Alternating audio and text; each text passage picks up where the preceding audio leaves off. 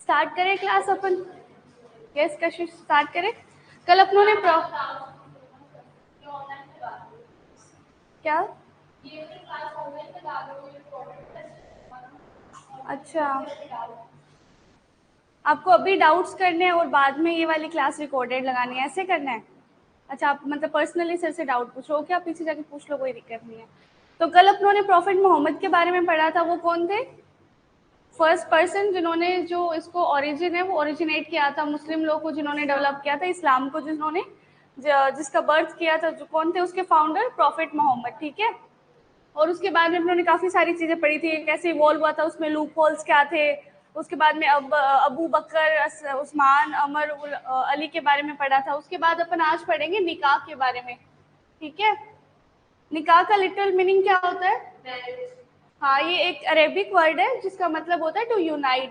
जब दो कोई जो इंडिविजुअल पर्सनैलिटीज है उनको यूनाइट करने के लिए एक कॉन्ट्रैक्ट में एक रिलेशन में जिसको बांधते हैं उसको निकाह बोलते हैं, ठीक है। तो निकाह क्या है? अपना एक कॉन्ट्रैक्ट फॉर्म होता है। अपने जो सारी जो हिंदू मैरिजेस होती है ना वो सेक्रामेंटल होती है, कि वो रिलीजियस बेस्ड पे होती है, कि उसके अंदर क्या होता है कि वो फीलिंग बेस्ड होती है कि ये सारी रिचुअल्स होने चाहिए, ये सारे जो अपने सप्तपदी पढ़ा होगा, सपिंडा पढ़ा होगा, ये सारे फॉर्म वो सेक्रेचुअल मानते हैं। मुस्लिम वाले क्या मानते हैं? इसको फॉर्म ऑफ कॉन्ट्रैक्ट मानते हैं, ठीक है।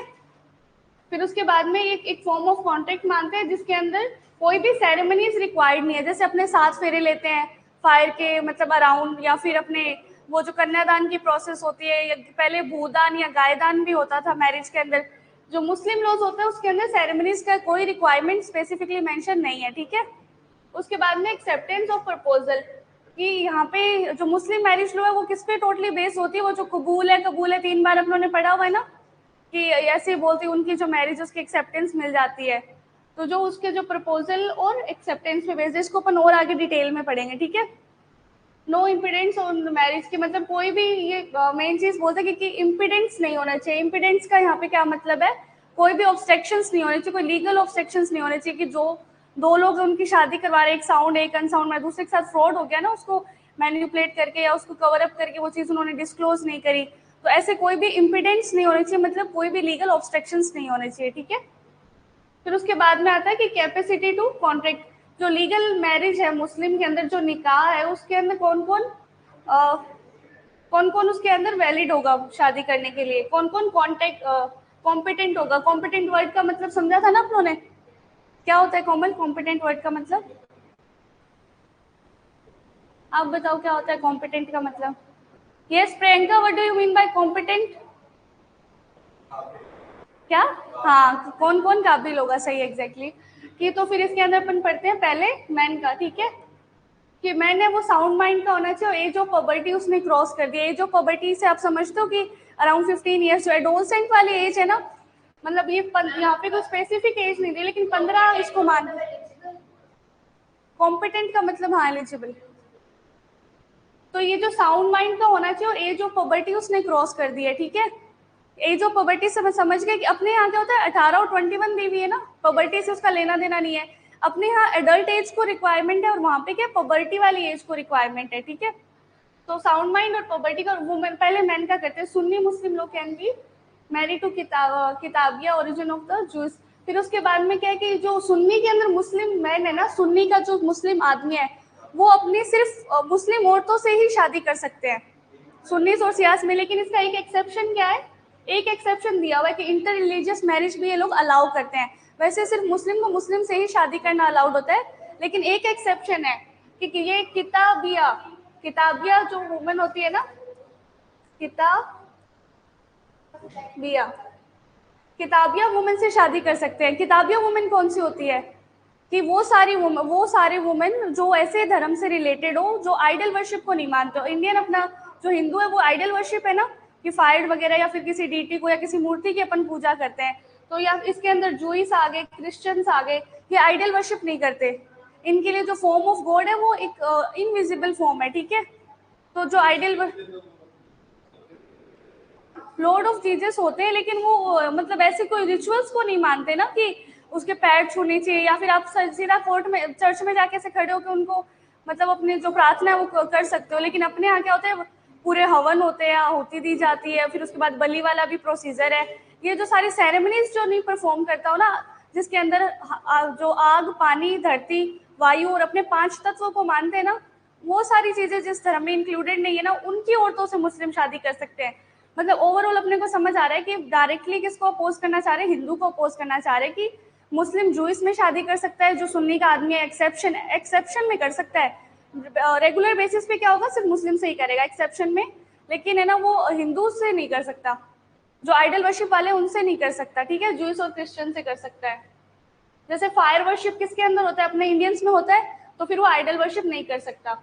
फिर उसके बाद वुमेन का आता है, can't marry other religion. Womens को तो कम्प्लीटली बैन है, मतलब एक आदमी दूसरे धर्म की औरत से शादी कर सकता है, लेकिन जो औरत है वो दूसरे कोई भी धर्म के आदमी से शादी नहीं कर सकती। अगर वो करना चाहती है तो उस आदमी को क्या करना पड़ेगा, उसका कन्वर्जन करना पड़ेगा। हाँ, मुस्लिम के अंदर। अब है ना, कल अपनों ने एक चीज स्किप कर दी थी। मुस्लिम 2 तरीके से बन सकते हैं। कैसे बन सकते हैं? एक तो अपन बाय बर्थ बने मुस्लिम, कि बाय बर्थ जो इंसान है उसने मतलब मुस्लिम फैमिली में पैदा लिया, उसके पेरेंट्स है वो मुस्लिम है, इधर ऑफ द पेरेंट्स इज मुस्लिम।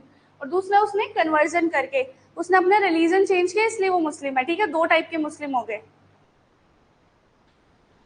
उसके बाद में आता है कि वुमेन है वो कम्प्लीटली बैन है, ये अपनों ने पढ़ लिया है यहाँ पे, वो नहीं कर सकती अदर रिलीजन में शादी। Shia is not allowed for a man to marry in the Muslim women.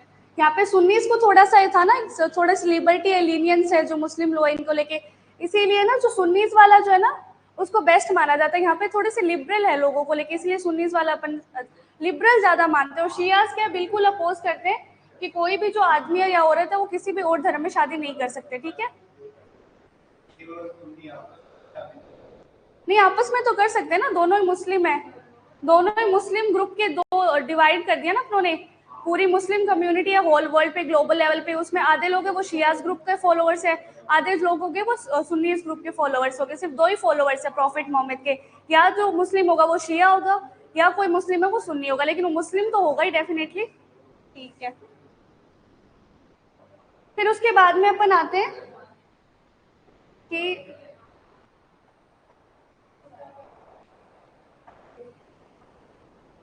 ऐसे यहाँ पे अपनों ने निकाह को पढ़ लिया। उसके बाद मैं थोड़ा सा ना नेचर का बताती हूँ, नेचर ऑफ निकाह इन लोगों ने क्या डिसाइड किया है। अपने नेचर ऑफ शादी क्या होती है कि 2 लोगों का मतलब यूनाइट करते हैं, उनको 2 लोगों का कोलेब्रेशन है जिसके अंदर वो कम्यूट करेंगे, मतलब दे विल हैव इंटीमेसी। उसके बाद उनके चिल्ड्रन होंगे और उनके लिए वो लाइबल होंगे, उनके राइट्स के लिए उनको प्रोपोगेट करेंगे, ठीक है। वो सारी चीज़ें वो अपना हिंदू रिलीजन है वो उस चीज़ को मानता है। और यहाँ पे क्या मानते हैं, कॉन्ट्रेक्चुअल बेसिस मानते हैं ज़्यादा, कि 2 लोगों को आपस में यूनाइट करो और उनको बाउंड कर दो उनके कुछ राइट्स के लिए, उनकी कुछ ड्यूटीज के लिए, कुछ ऑब्लिगेशंस के लिए, कि वो उनको गिव अप नहीं कर सकते। क्यों? क्योंकि उनकी शादी हुई हुई, उनका निकाह हुआ हुआ है, इसीलिए वो उस निकाह को फॉलो करेंगे। अगर वो करते हैं, अगर वो टर्मिनेट करते हैं, ऐसा कुछ करते हैं, तो वो कंपनसेशन के लिए बाउंड कर देगा उसे। कौन कर देगा उसे बाउंड? मुस्लिम लॉ में वो कंपनसेशन के लिए बाउंड होंगे, ठीक है। और उसको इसके अंदर भी बहुत सेक्रामेंटल माना जाता है। ऑल दो सेक्रामेंटल हुआ तो नहीं वैसे, क्योंकि एक इंसान 4 औरतें रख रहा है, तो उसमें धार्मिक और सेक्रामेंटल वाली तो बात अपने लिए डाइजेस्ट नहीं होती, लेकिन जो मुस्लिम लोग है उनके लिए वो सेक्रामेंटल ही है, ठीक है। फिर उसके बाद में अब ये तो पता करना पड़ेगा जाके, अपन दोनों चलते हैं, कल छुट्टी है ना, घर में पूछ के आएंगे सबसे। फिर उसके बाद एसेंशियल्स नहीं नहीं, अपने वाले उसके जो लॉज है, यस।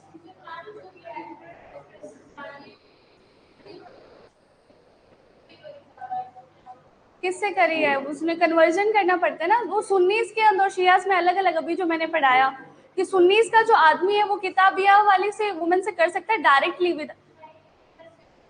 हाँ हाँ, वो उन्होंने कर ली स्पेशल मैरिज एक्ट के अंदर। उन्होंने क्या नहीं किया, जब यहाँ पे शादी आपका एक हर लोग है ना उसका एक धर्म है, ठीक है, और हर धर्म के लिए उसका मैरिज लॉ बना हुआ है, ये बात सीधी सीधी है। और जब वो उस लॉ के अंदर स्पेसिफिक तरीके से अप्रोप्रिएट कंडीशन को नहीं फुलफिल कर पाते ना, उस एक्ट के अंदर नहीं उसके अंदर फॉलो कर पाते, तो वो क्या जाते हैं, स्पेशल लॉज के लिए जाते हैं। और मैरिज के लिए भी अपना स्पेशल मैरिज एक्ट दिया हुआ, फिर उसके बिहाफ पे उनकी शादी होती है, ठीक है। फिर अपन एसेंशियल्स ऑफ मुस्लिम मैरिज पढ़ते हैं। एसेंशियल्स का क्या मतलब होता है, बहुत ही बेसिक सी बात है, सारे दिन ही पढ़ते हो एसेंशियल्स। हाँ, ये तो मतलब रूट रिक्वायरमेंट्स है, ये तो होनी ही चाहिए। एसेंशियल्स पहला क्या आता है इसके अंदर, ये प्रपोजल एंड एक्सेप्टेंस।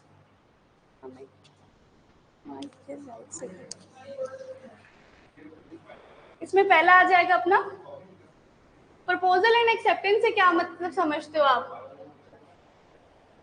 प्रपोजल क्या होता है? यस कोमल, प्रपोजल क्या होता है?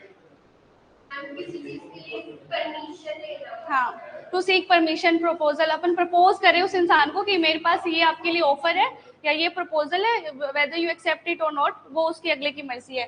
तो जो मुस्लिम लॉ है उसमें प्रपोजल को क्या बोलते हैं, इजाब बोलते हैं। मैं यहाँ हिंदी में इसलिए लिख रही हूँ स्पेसिफिकली क्योंकि आपको as it is word at least करना बोलने में याद रह जाए, ठीक है। इसको क्या बोल,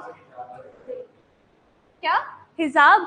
हिजाब बेटा वो होता है जो ब्लैक कलर का एक कवर कपड़ा होता है जिसके अंदर आपके कान, हेयर्स और आपके चिन्ह मतलब नेक के नीचे नीचे का एरिया कवर हो जाना चाहिए, जिसके अंदर आपके नोज, आईज और लिप्स इतना ही दिखना अलाउड होता है। तो मतलब आपने पूरे हेयर कवर कर लिए, अपने ईयर्स कवर कर लिए और जो नेक लाइन का नीचे एरिया है वो भी कवर कर लिया, वो हिजाब हो गया, ठीक है। फिर अपन जिसको प्रपोजल को क्या बोलते हैं, इजाब, और एक्सेप्टेंस को क्या बोलते हैं, कबूल। मूवीज में बोलते हैं ना कबूल है, वो 3 बार बोलते हैं, उनकी शादी हो जाती है, तो वो क्या कर रहे होते हैं, एक्सेप्टेंस कर रहे होते हैं शादी के लिए। प्रपोजल और एक्सेप्टेंस के अंदर बात ये कि ये बहुत ही ना, इसके अंदर भी क्रूशियल, ऐसे नहीं प्रपोजल एक्सेप्टेंस हो गया और ठीक है हमारी शादी होगी। अब प्रपोजल और एक्सेप्टेंस के अंदर भी जाके कुछ रिक्वायरमेंट्स है, कुछ बेसिक उन्होंने मतलब रूल्स फ्रेम कर दिए कि इस अकॉर्डिंग अगर प्रपोजल एक्सेप्टेंस होगा तो वो वैलिड प्रपोजल है, वैलिड एक्सेप्टेंस है, ठीक है। वो पढ़ते हैं अपन, क्या दिया हुआ है, और male at least of the female को बोलते हैं। जो प्रपोजल है इजाब है वो क्या होना चाहिए, इजाब 1:2 का मान के चलते हैं। यस कोमल, खा लो पर बातें मत करो। जो अपना विटनेस है ना, आपको याद है कल अपनों ने विटनेसेस पढ़े थे, किस कौन से मैंडेटरी होते हैं? हाँ, को सियास में जरूरी है, सुन्नीस में जरूरी है? हाँ, शियास में जरूरी है, सुन्नीस में जरूरी होते हैं विटनेस, शियास में विटनेस की जरूरत नहीं होती। यहाँ पे क्या है, अपना प्रपोजल एक्सेप्टेंस किसके सामने होना चाहिए, जो रजिस्टर करवाने जाएंगे ना, और डिसोल्यूशन ऑफ मैरिज एक अब तो 2019 का नया आ गया, अगर उसमें 2 लोग जो मुस्लिम लड़का और लड़की शादी कराने जाएंगे तो उन्हें 1:2 के विटनेसेस चाहिए होंगे। मतलब लेके तो वो 10-15 भी जा सकते हैं, लेकिन उसमें एटलीस्ट 1 क्या होना चाहिए, मेल होना चाहिए, और अगर 1 मेल है तो 2 फीमेल होनी चाहिए, ठीक है। और अगर वो 4 लोग भी जा रहे हैं ना तो उसके अंदर भी 1 मेल एटलीस्ट होना ही चाहिए। अगर आप लोग के ऑप्शन आता है ना कि मतलब मिनिमम रिक्वायरमेंट ऑफ मेल क्या है, मिनिमम में आपका 1 आएगा और मैक्सिमम में कितना भी हो सकता है, 1 मेल का होना वहाँ पे जरूरी। मतलब कितना शो करे ना कि मेल डोमिनेटिंग सोसाइटी है, फीमेल है वहाँ पे, उसको स्टेटस तो दे रहे हैं लेकिन उसकी इक्वालिटी नहीं मान रहे कि अगर 2 फीमेल है तो वो उसका रिक्वायरमेंट फुलफिल नहीं हो रहा है, 1 मेल का होना जरूरी है। और ये जो विटनेस होते हैं वो कौन से होने चाहिए, साउंड माइंड के होने चाहिए, गुड कंडक्ट होना चाहिए उनका, सोसाइटी में अच्छे कैरेक्टर के लोग होने चाहिए। ऐसे नहीं आप कोई क्रिमिनल को उठा के ले गए कि ये तो मेल तो है ही, गुंडे को लेके कि हम तो शादी करेंगे, हम तो कसाब को लेके आए हैं, उनका गुड कैरेक्टर होना चाहिए, गुड कंसाइंस, ठीक है, सोसाइटी में। फिर उसके बाद में must be very clear and behalf of the party. जो अपना प्रपोजल और एक्सेप्टेंस है वो बिल्कुल क्लियर होना चाहिए, उसमें वेग नहीं होना चाहिए, ठीक है, कोई कंडीशनल नहीं होना चाहिए। क्या हो गया बेटा? जो प्रपोजल और एक्सेप्टेंस है अपना वो बिल्कुल क्लियर होना चाहिए। ऐसे नहीं होना चाहिए कि अगर तुम रेड कलर की साड़ी पहन के आओगे तो मैं तुमसे शादी करूंगा, या फिर तुमने जो ग्रे कलर का बुरका नहीं डाला तो मैं शादी नहीं करूंगा अगर तुम अभी चेंज करके आ जाती हो। मतलब बिल्कुल सर्टेन होना चाहिए, स्पेसिफाइड होना चाहिए प्रपोजल कि हम ये जो इंसान है डॉटर ऑफ दिस मैन, मतलब ऐसे करके, ऐसे रजाक करके नाम होता है, Razak the son of Usman Khan is going to marry, तो वो सारी स्पेसिफिक डिटेल होनी चाहिए, उसमें कोई भी प्रॉब्लम नहीं आनी चाहिए। यस,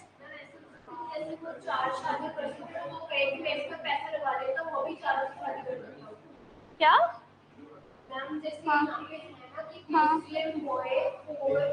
हाँ हाँ तो अगर वो कहे कि मैं इस शादी में पैसा लगाई रहा हूँ, अच्छे से लगा दूँ, 4 लड़कियों से पहली शादी करेगा, वो नहीं करते, वो शादी कर सकता है अप टू 4 वाइफ्स।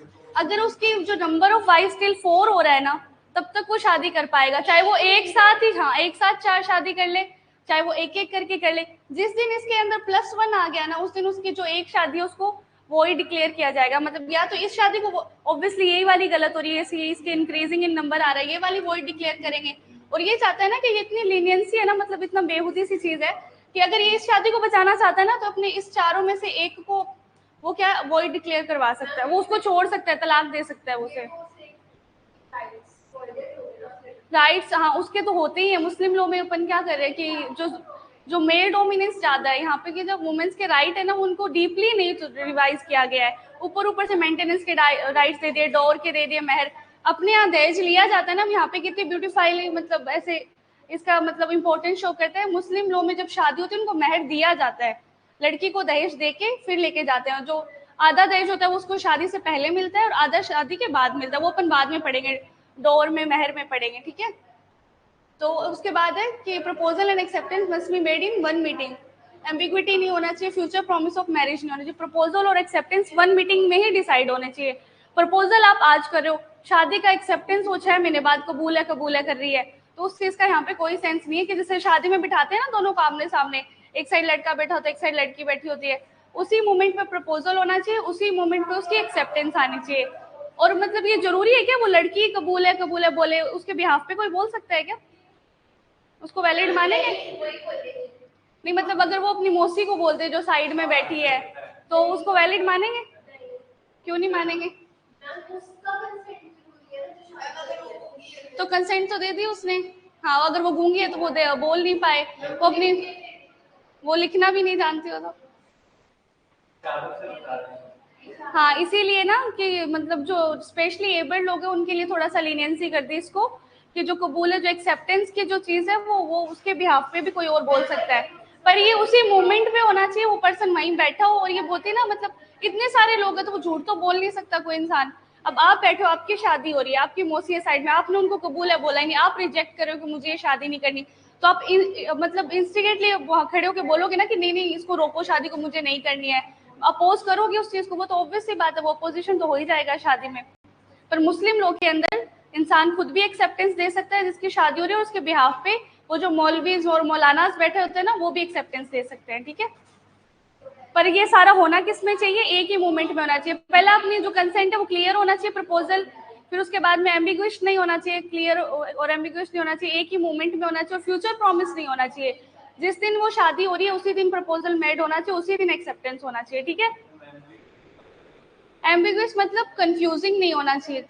एम्बिग्यूस का मतलब होता है कि जो कंफ्यूज्ड हो, जिसके अंदर एम्बिग्विटी हो, जिसके अंदर कंफ्यूजन हो, कोई भी मतलब ऑब्स्ट्रक्शंस आए, कोई प्रॉब्लम्स हो, मतलब क्लियर कट होना चाहिए, एकदम साफ सीधी बात होनी चाहिए, एम्बिग्यूस नहीं होना चाहिए, ठीक है। Should not be temporary. और ये जो इन्होंने प्रपोजल और एक्सेप्टेंस ऐसे नहीं है कि चलो शादी ब्याह कर रहे हैं, उन्होंने दावत रख ली, बढ़िया सब लोग 1000 खाना खा के चले गए, बहुत अच्छा बना, थोड़ी देर तो उन्होंने नाटक किया, जैसे राखी साउंड करती है ना, उसकी शादी का पता चला कभी उसकी शादी हुई है नहीं हुई, कभी आइडिया नहीं लग पाया ना। वो हाँ, वो हर 6 महीने के अंदर कर लेती है, क्योंकि वो क्या करती है कि वो मैरिज एक्ट के अंडर नहीं जाती, वो सारे रिचुअल सेरेमनीज, उसकी शादी रजिस्टर्ड नहीं होती। अगर उसकी जिस दिन शादी रजिस्टर हो जाएगी तब उसको प्रॉब्लम आनी शुरू होगी। अपने पेरेंट्स की अपनी जो शादियां होती है वो जनरली क्या होती है, रजिस्टर्ड शादी होती है। तो यहाँ पे क्या टेम्परेरी नहीं होना चाहिए कि चलो खाना वाना खा के तो हमारा हो गया, अब हम नहीं जानते कौन कबूल है, मैंने तेरे को थोड़ी बोला था, मुझे नहीं पता कोई कबूलेगा। वो हमेशा के लिए ये जो आपने प्रपोजल और एक्सेप्टेंस दिया वो क्या होना चाहिए, परमानेंट इन नेचर होना चाहिए, ठीक है।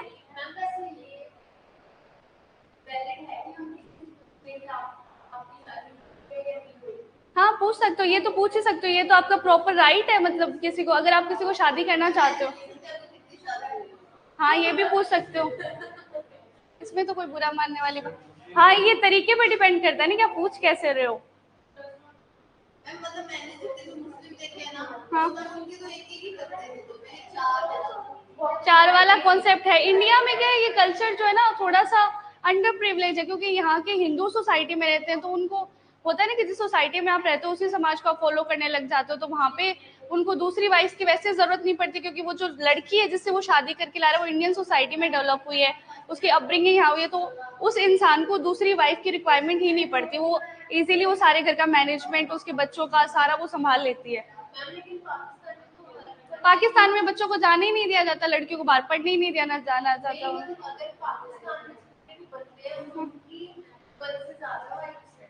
ऑलमोस्ट हाँ, हो सकता है ये ऑलमोस्ट, मतलब ये बात है, क्योंकि वहाँ पे तो पूरा कुरान बेस्ड ही है ना, पूरा कल्चर सोसाइटी। अपने तो हिंदू और जो इंटर रिलीजियस है, अपने तो सेक्युलर स्टेट है, सारे जो रिलीजन और उनको एक जैसा मानते हैं। और है ना, ये होता क्यों है कि 4 वाइफ्स क्यों करते हैं शादी, इसका रीजन क्या रहा होगा?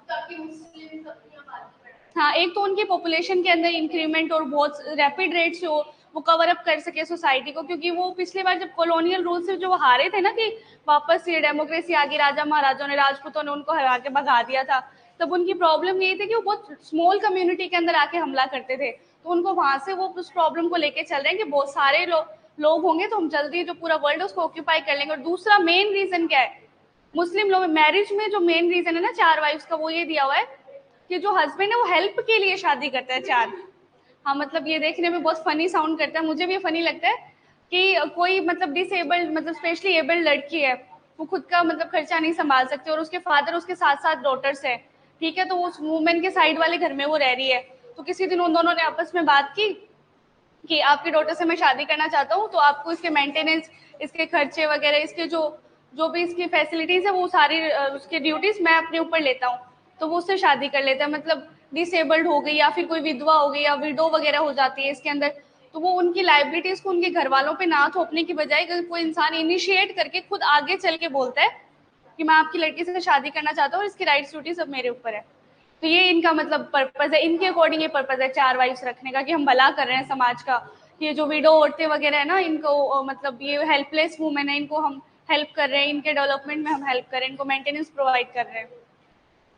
मैम तो अगर वो वन मैन है और उसकी 4 वाइफ्स हैं, हाँ, वो ऐसे जेलस नहीं फील करेगी क्या? ऑब्वियस, हाँ वो किया जाता है, लेकिन उनकी अपब्रिंगिंग उन्हें सिखाई गई है ना, यही बात।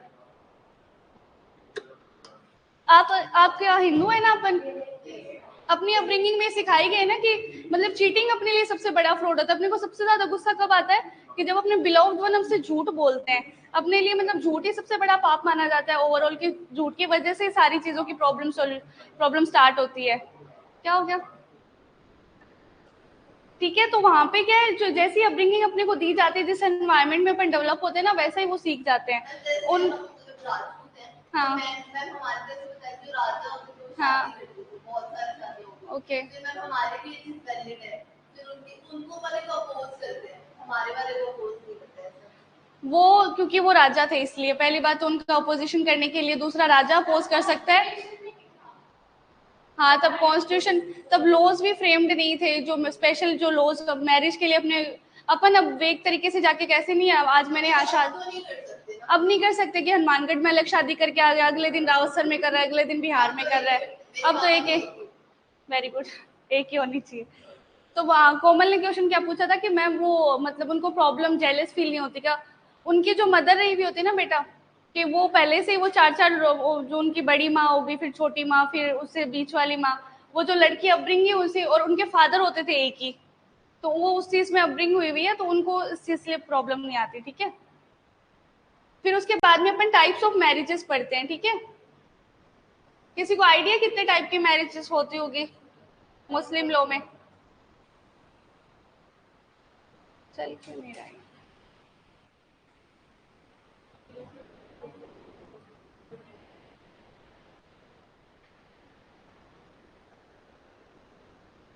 यहाँ पे मैंने ये वाला अपना नहीं पढ़ना है। सबसे पहले आता है सही,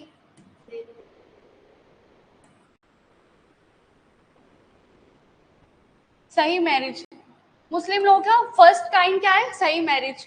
सही मैरिज क्या होती है? जो भी जो वैलिड कंसिडरेशन पे दिया हो, वैलिड प्रपोजल था, वैलिड एक्सेप्टेंस था, एज ऑफ पबर्टी उन्होंने क्रॉस किया, साउंड माइंड के हैं वो लोग, उसके बाद में उनके ऊपर कोई भी अनड्यू इन्फ्लुएंस से उनकी या कोवर्जन से उनके कंसेंट को रिक्वायर नहीं किया गया हुआ है, ठीक है।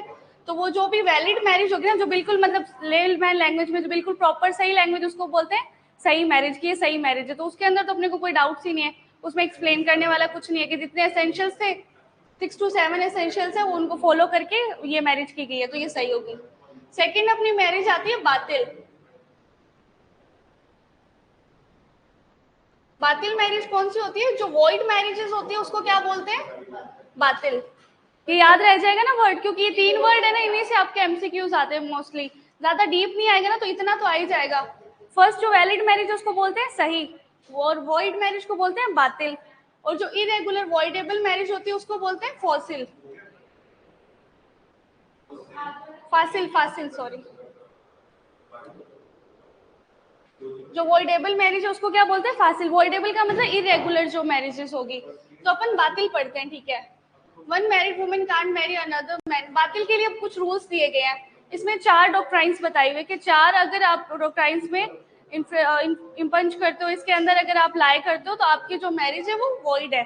अब वो पढ़ते हैं, वुमेन के लिए दी हुई है पहली वाली। जो एक मैरिड वुमेन है वो दूसरी हस्बैंड मतलब दूसरे आदमी से शादी नहीं कर सकती, मर्द बोलते हैं इनके, दूसरे मर्द से शादी नहीं कर सकती। कब? जब तक कि वो मैरिड है और जो उसका प्रायर जो हस्बैंड है वो जिंदा है, ठीक है, तो वो शादी नहीं कर सकती। फिर उसके बाद है बार ऑफ कॉन्सिक्वेंटी। ये क्या आता है? वो इसमें ये होता है कि जो अपने रिचुअल्स फॉलो करते हैं ना, कॉन्सिक्वेंटी का मतलब कुछ नहीं है, यहाँ पे सेरेमनी से है। अब यहाँ पे कुछ उन्होंने मतलब ये असेंडेंट डिसेंडेंट सिस्टर से नहीं कर सकता, ये वाली चीजें इनको ज्यादा लर्न नहीं करना है, इसको कॉन्सेप्चुअली आप समझ लो कि कुछ उन्होंने लिमिट्स ड्रॉन कर दिए कि ये वाली जो आपके ड्रॉन पहले क्या आदमी किससे शादी नहीं कर सकता? असेंडेंट और डिसेंडेंट से नहीं कर सकता। असेंडेंट डिसेंडेंट्स कौन से होते हैं?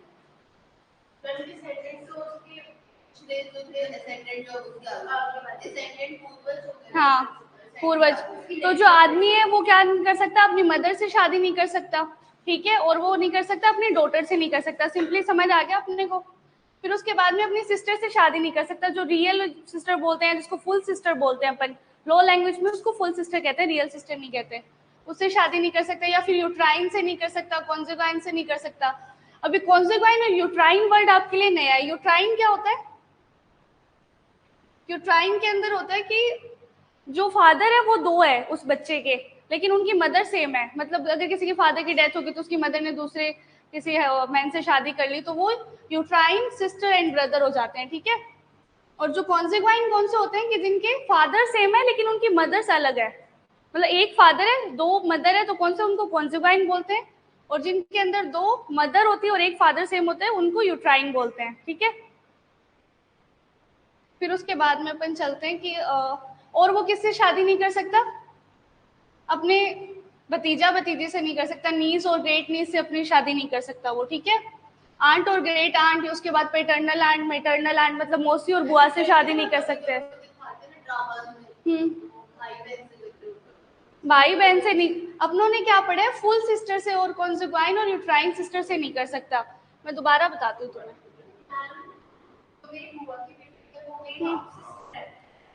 जो आपकी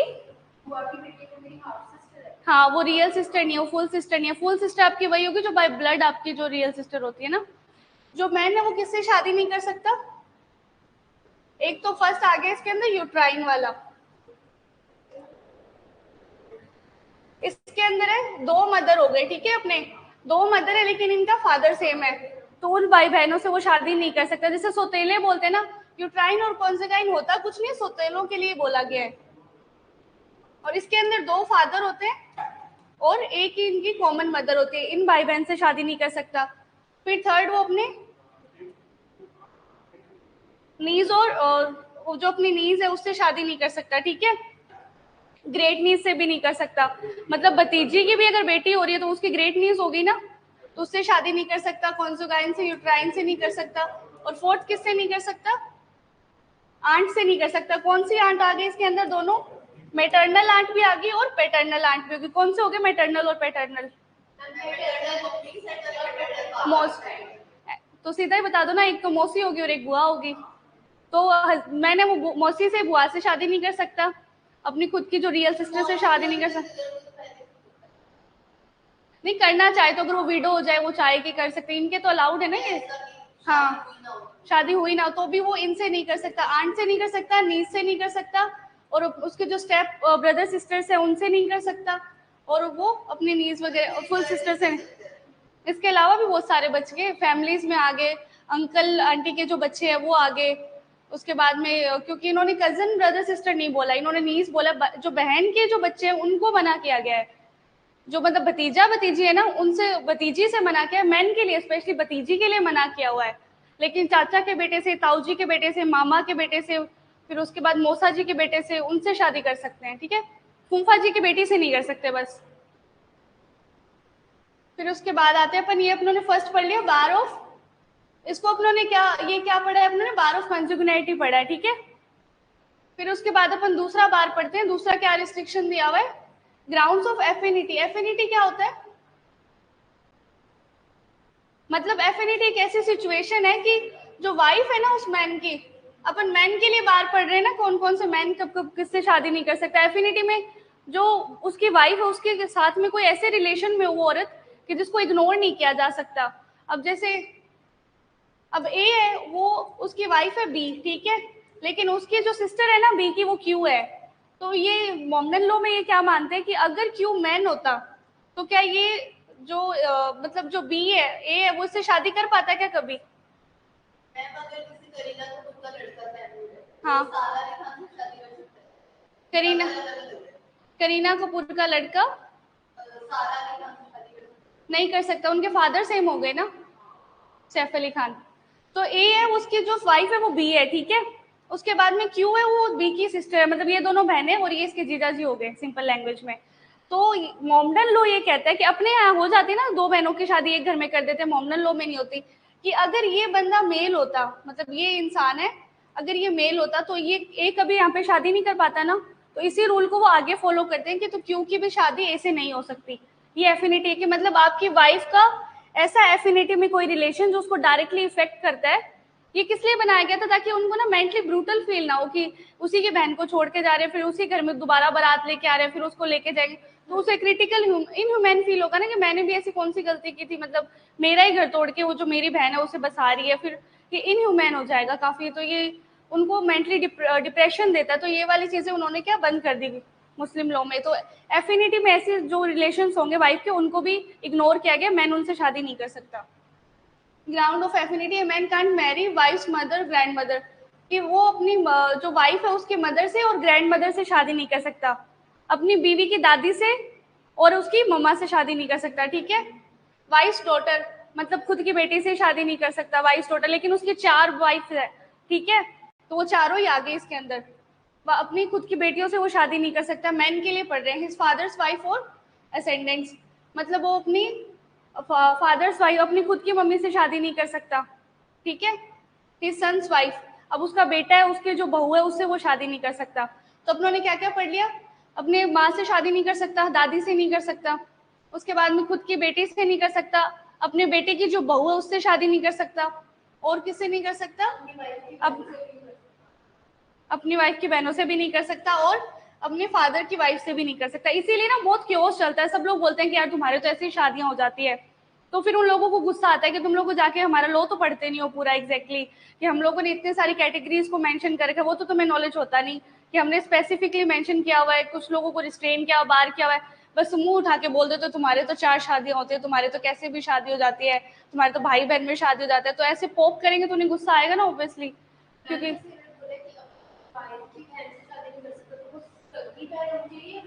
रियल फुल सिस्टर होनी चाहिए, वो उसकी कजन से कर सकता है फुल सिस्टर। ये सारे अपनों ने जो रिस्ट्रिक्शंस है वो किस पे पड़े, मैन पे।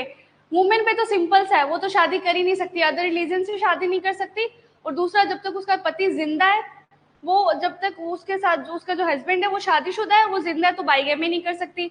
और ये सब अगर उसे करनी भी है तो उसको क्या तलाक लेना पड़ेगा, और इसका भी बहुत ही कॉम्प्लिकेटेड प्रोसेस है, वो अपन बाद में पढ़ेंगे। उसमें क्या होता है, अगर वो ये वाला सुना आपने, मूवी देखी वो तलाक नामा करके, कोई पुरानी मूवी है, शायद उसके अंदर एक्ट्रेस का नाम तो मुझे याद नहीं है। वहाँ पे क्या होता है कि इंटरेस्टिंग सी स्टोरी है, वो जो वाइफ होती है वो पहले उसकी शादी होती है, फिर उसके बाद में उसको उसे तलाक लेती है किसी और हस्बैंड से, मतलब किसी और लड़के से प्यार हो जाता है उससे शादी करने के लिए। फिर वो चाहती है कि मैं इससे शादी ना करूँ, उसे फर्स्ट हस्बैंड की याद आने लगती है कि मुझे वापस जाना है उस शादी के अंदर। तो ये पॉसिबल है क्या? मैम उसके लिए उसको किसी और लड़के के साथ इंटीमेट रिलेशनशिप नहीं बनाना पड़ता उसको तलाक लेने के लिए ये मत बोलना किसी को, ये कहीं भी वैलिड नहीं है, ऐसी कोई रिक्वायरमेंट्स कोई भी लॉ आपको प्रोवाइड नहीं करता है। तो जो वो लड़की है जिसको, उसको वापस है ना, एक तो उसको इद्दत पीरियड कंप्लीट करना पड़ेगा पहले उसका, ठीक है। दूसरा रिक्वायरमेंट क्या होगा, वापस फर्स्ट मैरिज पे जाना, कि मैं बता रही हूँ, तो इंटीमेट रिलेशनशिप नहीं बोलेंगे ना उसे मैं बताती हूँ क्या बोलेंगे, कि फर्स्ट रिलेशनशिप में, मतलब वो फर्स्ट जो प्रायर अपनी जो मैरिज है उसमें जाने के लिए उसको बहुत हेक्टिक है। ये एक्सेप्शन है, पूरे मुस्लिम लोग का सबसे ज्यादा ड्रास्टिक चेंज यही है। इसको बहुत चैलेंज कर रही है वुमेन्स की, इसको चेंज करो, इसको हटाओ, कि अगर हम वापस जाना चाहते हैं मैरिज में, हिंदू में तो वापस चले जाते हैं कि वो डाइवोर्स वाला उसको क्लेम करके कि अब हम साथ में रहना चाहते हैं। मुस्लिम में ऐसा नहीं होता। वो लड़की फिर किसी और चौथे बंदे से शादी करो, किसी फोर्थ पर्सन को ढूंढ के उसके साथ लीगल मैरिज करो, यही सारा प्रोसीजर होगा, एक्सेप्टेंस प्रपोजल सारे उसको जाना, फिर वहां पे इद्दत पीरियड फॉलो करो। मतलब वहां पे अगर उसने कम्युनिकेट करना होगा उसको, ठीक है, उसको वहां इंटीमेट होना पड़ेगा, फिर उसको प्योर होना पड़ेगा वापस, कि वो इंटीमेट होगी, मतलब अकॉर्डिंग टू देयर लैंग्वेज, कि उसको वापस न्यूट्रल होना पड़ेगा। तो उसको 3 महीने मतलब कोई भी किसी रिलेशन में नहीं आना है फिजिकल, फिर वो अपने घर आएगी, फिर जाके वो अपने फर्स्ट शादी वाले जो हस्बैंड है उसके साथ शादी कर सकती है। कर लेगा ना, तो उनके अकॉर्डिंग वो प्योर होगी ना, उन्होंने इद्दत पीरियड फॉलो कर दिया फोर्थ बंदे के पास जाके। कुरान का क्या है, जो भी सेट जो भी लिखा हुआ है एज इट इज उसको मानते हैं। अब क्या कर सकते हैं, उनका मुस्लिम लॉ है ये चीज। फिर अपन नेक्स्ट चीज पढ़ते हैं इसके अंदर,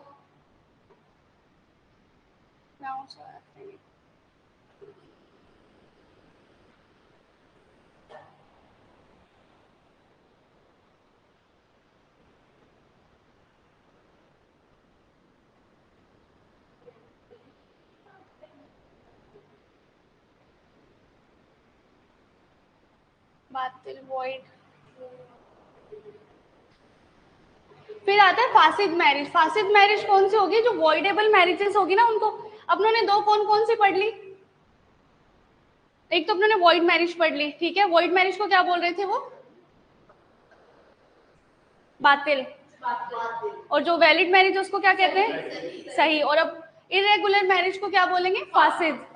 फासिद मैरिज कौन सी होगी, फासिद मैरिज वो होगी जो इरेगुलर है, जो वॉइडेबल है, ठीक है। इसके जो टर्म्स है उनको अपन नेग्लेक्ट कर सकते हैं अगर वो शादी को बचाना चाहते हैं तो, और अगर नहीं बचाना चाहते, मतलब वो उसको डिसॉल्व भी करना चाहते हैं, तो टर्म्स के ऊपर क्लेम ले लेंगे कि इरेगुलर थी in the process of removing. अब इरेगुलरिटीज क्या क्या हो सकती है, पहली इरेगुलरिटीज हो सकती है कि उन्होंने जो शादी की थी वहां पे प्रपोजल एक्सेप्टेंस के टाइम कोई विटनेस अवेलेबल नहीं था, तो ये क्या है, इनका फर्स्ट इरेगुलरिटी हो जाएगी, तो वो क्लेम कर देंगे हमारी शादी वॉइडेबल है, विटनेस नहीं था, विदाउट विटनेस थी। Second, with fifth wife by divorcing one out of the fourth. अगर उसकी 4 शादियां, यस क्या हो गया बेटा, फोन में क्या है, बस इसको जल्दी से वाइंड अप करते हैं, आप टेंशन मत लो, 10 मिनट में सारा कंप्लीट हो जाएगा। जो उस इंसान की 4 शादी ऑलरेडी हो चुकी है, ठीक है, तो अगर वो 5वीं और करना चाहता है, तो ये वॉइडेबल मैरिज में आएगा या वॉइड में आएगा,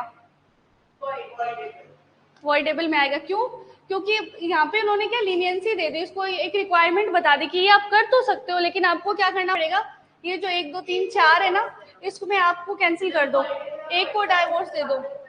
क्या,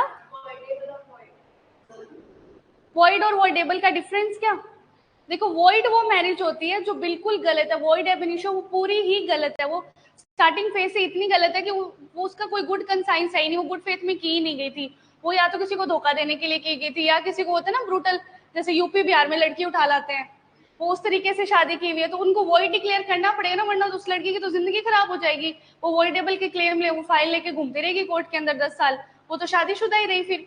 तो इन लोग वॉइड क्यों डिक्लेयर करते हैं अपनी मैरिज को फटाफट, मतलब उस जो इंसान है वो एक यंग एज का इंसान है, यूथ, तो उसका बहुत 10-5 साल खराब ना हो, जाते ही वो कोर्ट में बोलेगी मैं अनसाउंड थी उस टाइम पे जिस टाइम मेरी शादी हुई, मेरी कंसेंट वो फ्रीली नहीं ली गई, मेरे घर वालों ने मुझे बहुत फोर्स करके किया था, तो उस मैरिज को हाथों हाथ वॉइड डिक्लेयर करते हैं, और उसका जो फ्यूचर टाइम है, जो उसका इनिशियल टाइम है, उसको बचा लेते हैं, इसीलिए वॉइड मैरिज डिक्लेयर करते हैं, ठीक है, कि मतलब ये मैरिज पूरी ही गलत है, इसका जो लीगल क्लेम नहीं हो सकता, इसका जो लॉ के अंदर इसकी कोई एग्जिस्टेंस ही नहीं है। फिर वॉइडेबल वो मैरिजेस होती है जिसमें इरेगुलरिटीज होती है, कि मतलब कुछ ऐसी टर्म्स एंड कंडीशन है कि वो ब्रूटल नहीं है, वो हार्श नहीं है, उनको इग्नोर किया जा सकता है, लेकिन on the behalf of the parties, on the behalf of the law and on behalf of the parties. कि जैसे वॉइडेबल में मान लेते कि अपने पहले के ज़माने में 16 साल में भी लड़की की शादी हो जाती थी, 27 का हस्बैंड है, अब वो जाके 30-35 साल के हो गए हैं दोनों, फिर वो जाके क्लेम करते हैं कि हमारी शादी तो, हमारी एज तो सही नहीं थी, और एज आप बोल रहे हो कि एज रिक्वायरमेंट 18 और 21 होना चाहिए वरना वॉइड मैरिज है। तो कोर्ट उन्हें बोलेगा कि अगर तुम लोग चाहते हो ना साथ में रहना, और अब तुम्हारे ऊपर लाइबिलिटीज भी बढ़ गई, तुम्हारे बच्चों की भी लाइबिलिटीज, और इस टाइम को बहुत टाइम पीरियड हो गया शादी को, इतने साल साथ रहो, तो यह सेक्रामेंटल वे से देखता है कोर्ट कि जैसे ना तैसे बाय हुक और क्रुक शादी को बचा सके अपन। कोर्ट का पर्पस शादी को तोड़ना नहीं होता है, कोर्ट का हमेशा टारगेट क्या होता है, शादियों को बचाना। इसीलिए तो जो डाइवोर्स केसेस है ना, वो इतने लंबे चलते रहते हैं, 7 साल 8 साल। तो वो इस इरेगुलरिटीज को देखते हैं और उसको बोलते हैं कि इसको रिजोल्व हो सकती है। तो जहाँ पे इरेगुलरिटीज को अवॉइड किया जा सकता है, वो लॉज में मेंशन हो या फिर on the description of court हो, ठीक है, on the behalf of parties, वो सारी अपनी कौन सी हो जाएगी, वॉइडेबल। मतलब एक्सेप्टेंस का जो वहाँ पे रिक्वायरमेंट है, जो क्राइटेरिया, वो ज्यादा होता है वॉइडेबल में, और वॉइड में कोई एक्सेप्टेंस का क्राइटेरिया नहीं होता। यूपी से लड़की को उठा के लेके आगे शादी कर ली, ठीक है, वो जो कई सारी वेब सीरीज में अपन देखते हैं, तो उसको एक्सेप्ट करना चाहिए क्या अपने को, ऐसी चीजों को। और अगर अपन उसके लिए केस चला रहे हैं 5-5 साल, तो कोई भी मतलब लॉजिकल बात है as a being a law student. तो ऐसी सारी चीजों को सीधा वॉइड डिक्लेयर कर देते हैं, ठीक है। फिर उसके बाद में अपन थर्ड क्या चीज पढ़ते हैं, वॉइड, इसमें वॉइडेबल में विद फिफ्थ वाइफ, ये पढ़ लिया अपनों ने कि पांचवी शादी करने के लिए क्या करना पड़ेगा उसे, इन चारों में से किसी एक को डाइवोर्स दे दो, 3 हो गई, एक ही आ गई, वापस 4 हो गया, ठीक है। फिर उसके बाद है with a woman unclear the इद्दत पीरियड। उसके बाद में ये कंडीशन भी हो सकती है कि उसकी शादी हुई थी कि विधवा औरत से, विडो थी, लेकिन उसने अपना इद्दत पीरियड मतलब अप्रोप्रिएट तरीके से कंप्लीट नहीं किया था, तो वो इरेगुलरिटी क्लेम कर सकता है कि मेरी शायद वो वॉइडेबल है, मेरा इद्दत पीरियड कंप्लीट ही नहीं हुआ था इस वाइफ का। फोर्थ है prohibited by the reason of difference of religion, कि जो रिलीजन बेसिस पे उनकी इरेगुलरिटीज है, उसने धोखे से शादी कर ली। ये वाले केसेस बहुत होते हैं, जो मोमडन लड़के होते हैं ना, वो हिंदू अपना नाम रख के पाकिस्तान से आए होते हैं, बहुत केसेस चल रहे हैं। आपने वो मूवी देखी थी अभी जो नूर जहान के जैसे कुछ आई थी, केरला बेस्ड जो मूवी थी, केरला स्टोरी, हाँ था केरला स्टोरी। उसमें क्या करते हैं वो लोग, अपने रिलीजन को, अपने कल्चर, वो सारी चीजें उसमें खैर छुपाते तो नहीं है, लेकिन वो लोग बाकी कंट्रीज में ऐसे करते हैं, अपना रिलीजन चेंज करके लड़कियों को बता देते हैं, और ऐसे फिर शादी होने के बाद सॉरी बोल देते हैं कि मैं तो मुस्लिम हूँ, तो अब शादी तो होगी, अपने अपने कबूल वगैरह ये उस प्रोसीजर से भी कर लेते हैं, और स्पेशल मैरिज एक्ट में तो शादी हो ही जाएगी, उसको क्लेम कर ही सकते हैं, स्पेशल मैरिज एक्ट में चला जाएगा इन दोनों में नहीं आ रहा तो अगर किसी के इंसान के साथ ये वाला धोखा हुआ ना रिलीजन बेस्ड पे, तो वो इरेगुलर मैरिज है, उसको वो क्लेम कर सकते हैं। उनको कन्वर्ट करो, हाँ। नहीं नहीं, वो बुरा नहीं लिख रहे हैं, वो क्या लिख रहे हैं कि वो बुरा नहीं लिख रहे, वो सिर्फ खुद के रिलीजन को प्रोपगेट करे। और इंडिया के अंदर डेमोक्रेसी है, इंडिया क्या बोलता है, article 25 freedom of practice propagate and उसको क्या बोलते हैं, प्रैक्टिस प्रोपगेट, और एक वर्ड याद नहीं आ रहा, लेकिन प्रोफेस करने के अपने पास राइट्स है। तो जो चाहे वो मुस्लिम रिलीजन हो चाहे वो इंडियन रिलीजन हो, उनके जो लॉज दिए हुए, उनके जो रूल्स हैं, उनको प्रोपगेट, हाँ हाँ, तो ये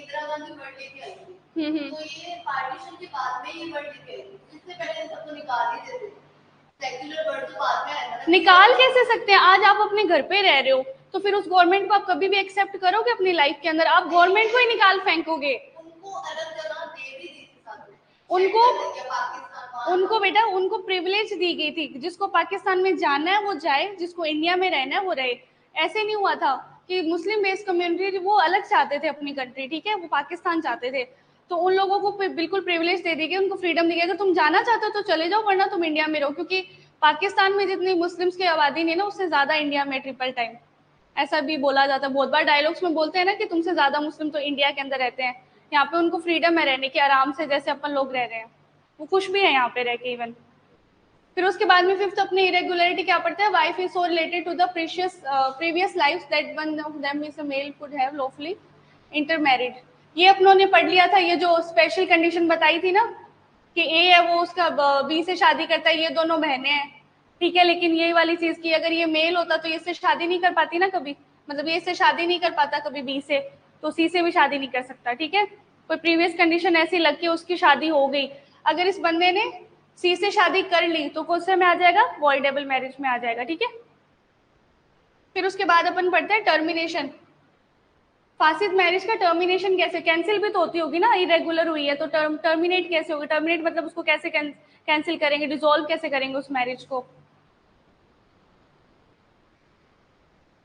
वैसे कैसे करते हैं डिसॉल्व मैरिज को?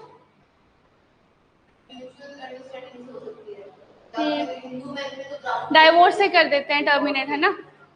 ठीक है। टर्मिनेशन ऑफ हासिल बिफोर, अब यहाँ पे दो तरीकों से ही टर्मिनेट होगी, एक तो बिफोर कम्यूसेशन और दूसरा है आफ्टर कंज्यूमेशन। मतलब एक तो बिफोर इंटीमेसी और एक आफ्टर इंटीमेसी। जो बिफोर इंटीमेसी है वो तो इधर party with no legal effect वाली मैरिज होती है, वो कैसे भी हो सकती है कि मतलब उनकी शादी हुई थी लेकिन उनके बीच में क्या इंटीमेसी परफॉर्म नहीं हुई है, उनके बीच में कंज्यूमेशन नहीं हुआ है, तो जो भी पार्टी है वो जो क्लेम करना चाहती है वो अपने कोर्ट में जाके, कोर्ट में या फिर जो उनके स्पेशल मौलवी मौलाना जिन्होंने भी उसकी शादी करवाई थी उसको जाके कैंसिल करवा सकते हैं। इसके लिए उन्हें कोई लंबा चौड़ा प्रोसीजर नहीं होगा, वो ऑन द स्पॉट कैंसिल हो जाएगी। लेकिन आफ्टर कंज्यूमेशन है ना, उसमें बड़ी प्रॉब्लम आती है, ये मेन इसकी चीज है। अब ये इसमें वो वाले सारे आगे जिसमें 7 साल और के शादी के, 8 साल, मतलब कितने भी साल और क्यों, अब वो लोग इंटीमेटेड थे दोनों हस्बैंड वाइफ।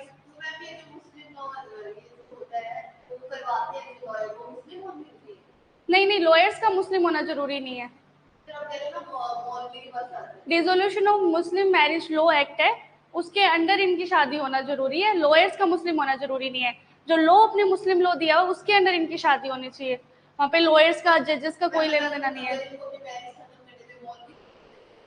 हाँ वहाँ पे भी करवा सकते हैं क्योंकि इनके होते हैं ना, इनके कुरान में दिया हुआ है कि जो मौलवीज और ये जो बोलते हैं जो अब तो इनको क्या रजिस्ट्रेशन ऑफ मैरिज करवा रहे हैं, क्योंकि जब से आधार कार्ड वाली जो चीजें आई है ना उसके बाद रजिस्ट्रेशन का इनके ऊपर बहुत बाउंडेशन हो गए। पहले तो इनके उन्हीं में चल रही थी, मस्जिद के अंदर एक बुक लगाए रखते हैं, इसकी 4 बीवियों का नाम ये, फिर इनके बच्चों का नाम ये, फिर इनके पड़पोतियों का नाम ये, वहीं पे ही चल रहा था। अब इनके रजिस्ट्रेशन के लिए इनको बाउंड करने लग गए हैं काफी। फिर उसके बाद में आफ्टर कंज्यूमेशन में वाइफ है वो क्या है, उसको एक तो उनको डोर देना पड़ेगा, उसको मेहर।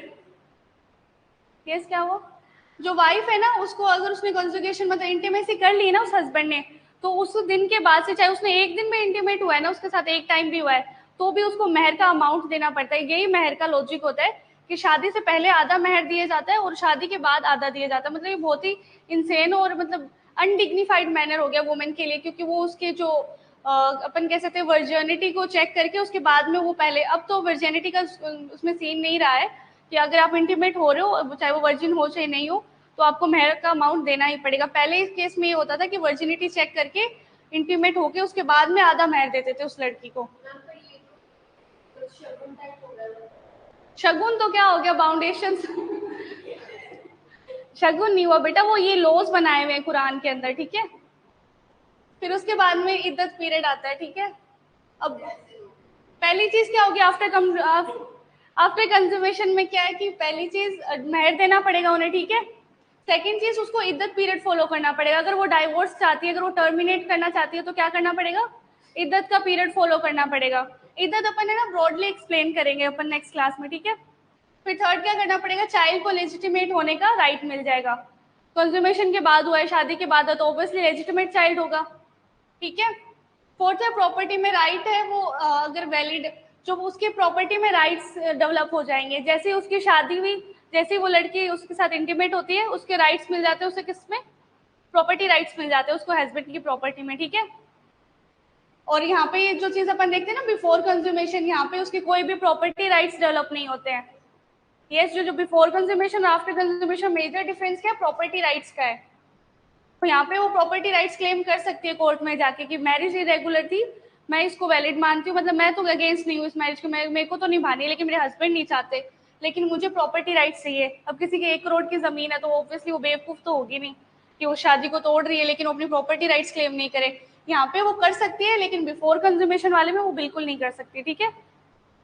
फिर irregularities of irregular marriage whether the consummate और नॉट।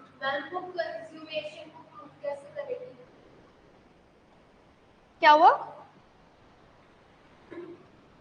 अच्छा वो प्रूफ कैसे करेगी, उसके लिए डीएनए टेस्ट होता है ना। रेप हो जाता है तो उसी पर्सन ने उस लड़की का रेप किया, उसके अंदर 6-7 लोगों ने भी उसका रेप किया या फिर 2 जनों ने किया, स्पेसिफिकली एक एक का डीएनए और पूरा उसका करेक्टर स्केच आ जाता है डीएनए प्रोफाइल के अंदर। तो अपन डीएनए टेस्ट करवाते हैं ना कोर्ट में, वहां पे भी डीएनए टेस्ट होगा। कोमल, तुम्हारे क्वेश्चन बहुत ही अलग होते हैं दुनिया से, वैसे इंटरेस्टिंग। क्या आउट ऑफ कॉन्टेक्स्ट होते हैं? आउट ऑफ कॉन्टेक्स्ट तो नहीं है, तो बस शी इज कीन इंटरेस्ट, वो क्यूरियस होती है, उसे सब जानना है। कोई बात नहीं, पूछना चाहिए, इट्स ओके, अच्छी बात है।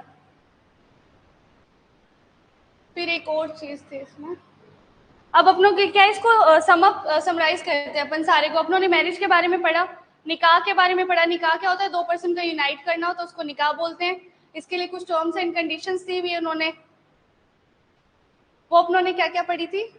एक तो प्रॉपर कंसेंट होनी चाहिए, ये पढ़ा था ना? प्रॉपर कंसेंट एंड एक्सेप्टेंस होनी चाहिए, फ्री विल होनी चाहिए, फ्री कंसेंट होनी चाहिए, सफिशिएंट विटनेस होनी चाहिए। शिया के अंदर क्या है? एसेंशियल नहीं है अपने विटनेस। सुन्नीस में है, सुन्नी में है, एक अगर मेल है तो दो फीमेल ला सकते हैं, ठीक है, लेकिन एक मेल का होना जरूरी है। फिर उसके बाद में कोई लीगल डिसेबिलिटीज नहीं होनी चाहिए, मतलब कोई टेररिस्ट वगैरह से, मतलब जो जिसको प्रोहिबिट किया गया है शादी के लिए, जो इम्पोर्टेंट है या फिर ऐसे उसको प्रोहिबिट है, मतलब एक इम्पोर्टेंट इंसान अगर वो किसी से शादी करेगा तो उसकी तो लाइफ खराब हो रही है ना आगे, तो ये लीगल डिसेबिलिटीज में आ जाती है ये चीजें अपनी। फिर उसके बाद मेहर देना पड़ेगा। एज है वो पबर्टी वाली 15 अराउंड, ये फिक्स एज नहीं है, लेकिन ये इसको मान के चलते हैं कि अराउंड 15 के पबर्टी एज कर लेते हैं दोनों ही कवर, ठीक है, बॉयज और गर्ल्स दोनों। हाँ यही है अभी तक।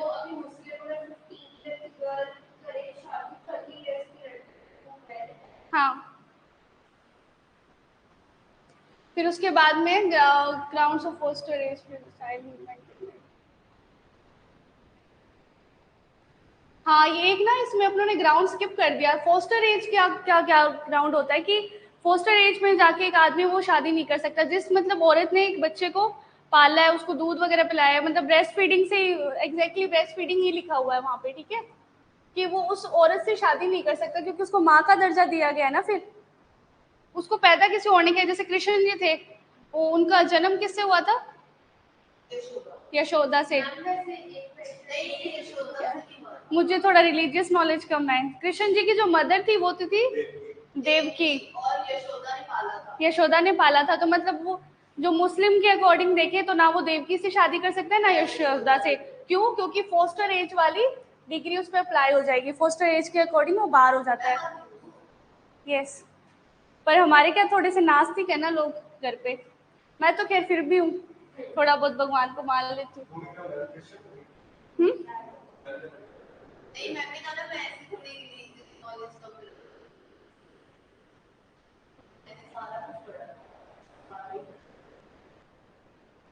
सब पढ़ा हुआ है हिंदू धर्म की सबसे बुरी, मतलब आपको ऐसे बुरी चीज क्या लगती है, लूप होल क्या लगता है?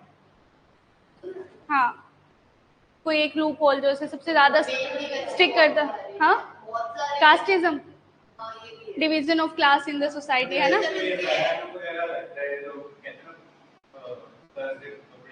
हाँ, सुपरस्टिशंस। अच्छा, ये लिखे हुए हैं क्या कहीं पे या फिर अपन लोगों ने डेवलप कर लिए हैं? हम्म, हाँ,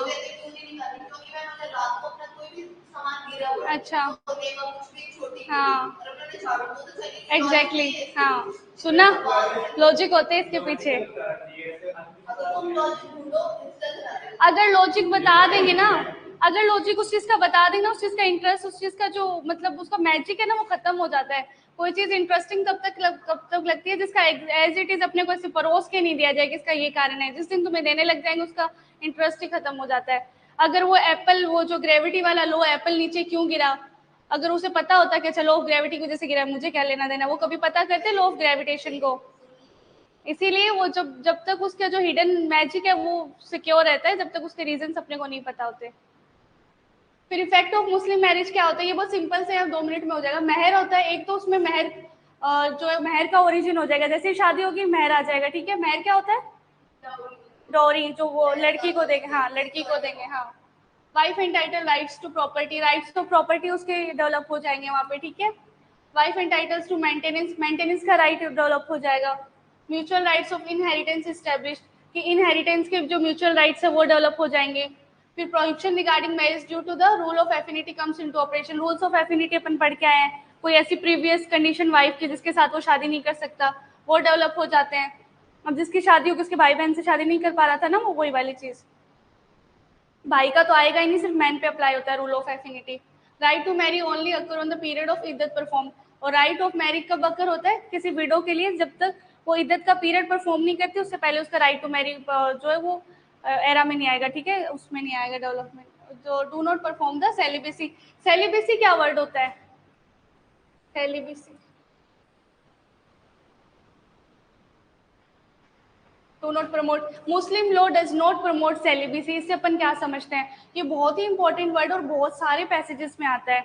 जब भी अगर अपने कोई मैरिज का अगर पैसेज आएगा, अपने कोई मतलब इनहेरिटेंस का, राइट टू प्रॉपर्टी का, अडॉप्शन, गार्जियनशिप का आएगा ना, तो डेफिनेटली सेलिबेसी वर्ड दिया होगा। सेलिबेसी का मतलब होता है कि जहाँ पे आपको कंप्लीटली रिस्ट्रिक्ट किया जाए शादी करने के लिए, you are not allowed to marry anyone, उसको सेलिबेसी बोलते हैं, ठीक है। तो इस वर्ड को याद रखना। जो मुस्लिम लॉ है वो सेलिबेसी को प्रमोट नहीं करता, ऑब्वियसली वो तो मैरिज को ही प्रमोट करते हैं, एक इंसान 4 शादियां करो, ठीक है। This is all for the day, okay. एक तो क्वेश्चन पूछ लूं क्या सब? तो विटनेस की किसकी जरूरत होती है? कौन से में शिया की जरूरत होती है? सुन्नीस में जरूरत होती है। और मेल विटनेस कितना होना चाहिए एटलीस्ट? वन। अच्छा, प्रपोजल और एक्सेप्टेंस के अंदर अगर तो इंसान किसी और के ब्याह पे दे सकता है?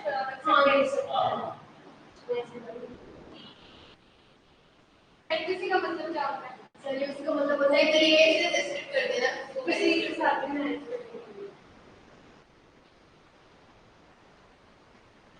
आप लोग मुस्लिम लोग की डिस्कशन करना ही पड़ेगा, बोले थे आपको।